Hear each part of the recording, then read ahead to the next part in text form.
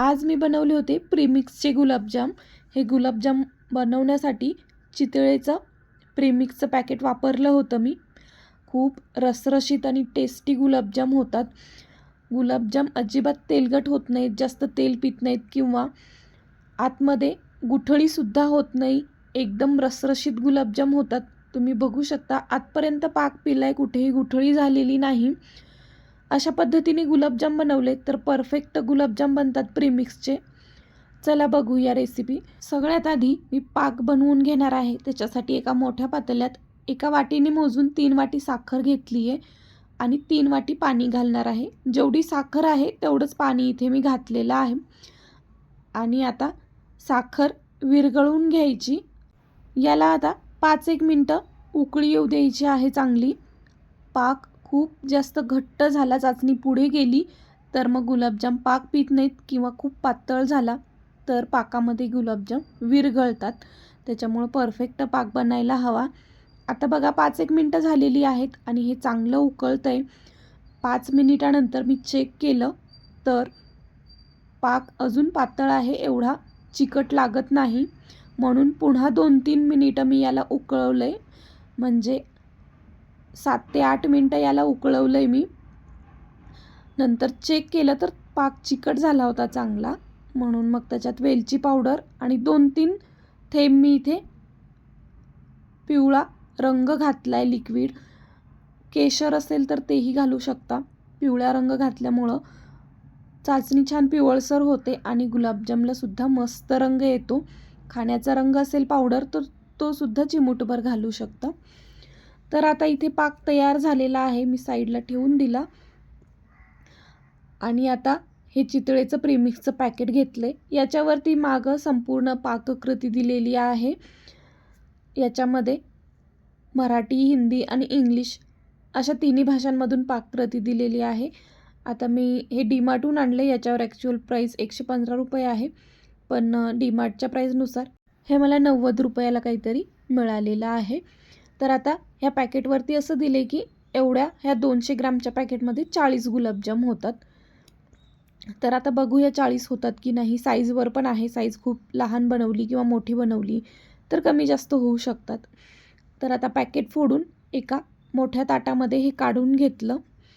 आता काढून घेतल्यावर याच्या गुठळ्या अशा फोडून घ्यायच्या, म्हणजे हे मोकळं करून घ्यायचं। लगेचच पाणी घालायचं नाही, हाताने चांगलं हे मोकळं करायचं। आता हे पीठ भिजवण्यासाठी मी अर्धी वाटी पाण्याचा वापर करत आहे। अर्धी वाटीपेक्षा कमीही लागत नाही आणि जास्तही लागत नाही, परफेक्ट प्रमाण आहे हे। अर्धी वाटी पाणी हे पीठ भिजवण्यासाठी लागतं। 200 ग्रॅमचं पॅकेट आहे हे। तर आता थोडं थोडं पाणी घालून पीठ भिजवून घ्यायचं आहे। याच्यामध्ये दुसरं एक्स्ट्राचं काहीही घालायची गरज नसते, फक्त पाणी घालून हे पीठ भिजवून घ्यायचं। आणि बघा, जे अर्धी वाटी पाणी घेतलं होतं ते सगळं पाणी इथे पीठ भिजवण्यासाठी लागलेलं आहे। पिठाचा असा गोळा बनवून घ्यायचा। गोळा बनवल्यानंतर हातावरती अर्धा चमचा तेल किंवा तूपही वापरू शकता। तेल घ्यायचं आणि याला लावायचं आणि छान पीठ पुन्हा 5-1 मिनिटं चांगलं मळून घ्यायचे, म्हणजे पीठही मऊ होतं आणि तेल लावल्यामुळं ताटाला किंवा हाताला जे चिटकले तर ते सगळं निघतं आणि छान एकजीव पीठ होतं। तेल लावल्यानंतर पुन्हा 5 मिनिटं याला मी मळून घेणार आहे।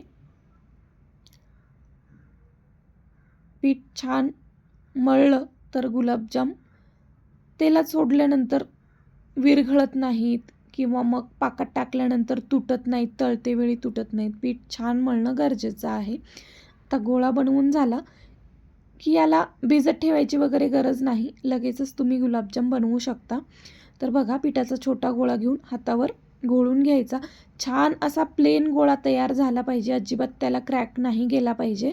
1-8 मिनिट तर हातावरती गोळा छान घोळून घ्यायचा आणि प्लेन करून घ्यायचा आहे। तर इथे गुलाबजाम बनवून घेतलेत मी अर्धे। तेल गरम करायला ठेवलं होतं। खूप जास्त तेल गरम करायचं नाही सुरुवातीला, नाहीतर तेलात टाकल्या लगेच लाल होतात गुलाबजाम आणि आतल्या साईडनं कच्चे राहतात। त्यामुळं तेल थोडंसं गरम करायचं आणि त्याच्यामध्ये गुलाबजाम सोडायचे आणि तळते वेळी गुलाबजाम एकदम हलक्या हाताने याला झारा किंवा उलटणं लावायचं आहे. खूप नाजूक असतात, तुटण्याची शक्यता असते, त्याच्यामुळं बघा अशा पद्धतीने एकदम हलक्या हाताने याला पलटवायचं आहे. गुलाबजाम तळते वेळी गॅसची फ्लेम एकदम स्लोच ठेवायची, अजिबात मीडियम टू हाय करायची नाही. आतपर्यंत गुलाबजाम तळला गेला पाहिजे, म्हणून स्लो गॅसच्या फ्लेमवरती गुलाबजाम तळायचे. हे गुलाबजाम तळून होता तोपर्यंत मी दुसरे गुलाबजामसुद्धा बनवून घेत आहे. एकदम असे प्लेन गुलाबजाम वळले गेले पाहिजे बघा, अजिबात त्याला क्रॅक गेलेला नाही. हलक्या हाताने गुलाबजाम चांगले लालसर होईपर्यंत तळणार आहे मी. कोणी कोणी एकदम थोडासा पांढरट कलर काढतं, पण मी अशा गडद रंगावरती तळते, खायला छान टेस्टी लागतात. आणि बघा मस्त फुगलेले आहेत गुलाबजाम. आणि आता जे राहिलेले गुलाबजाम आहेत ते सुद्धा मी तळून घेणार आहे. फक्त तळते वेळी स्लो गॅसच्या फ्लेमवरती तळा, आतमध्ये गुठळीसुद्धा होत नाही, व्यवस्थित तळले जातात.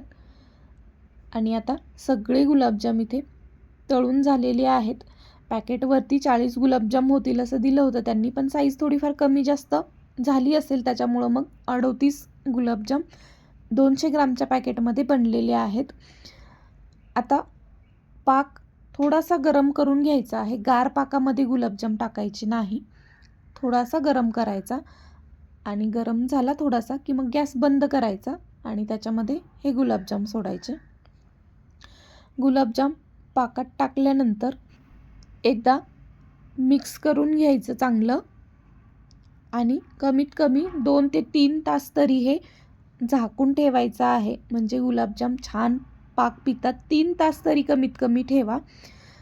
आता मी हे झाकून 3 तास पाक पिण्यासाठी ठेवून देणार आहे. आणि बघा इथे 3 तास झालेली आहेत. गुलाबजामची साईज दुप्पट झालेली आहे पाक पिऊन आणि मस्त टम्म फुगलेले आहेत गुलाबजाम पाक पिल्यानंतर.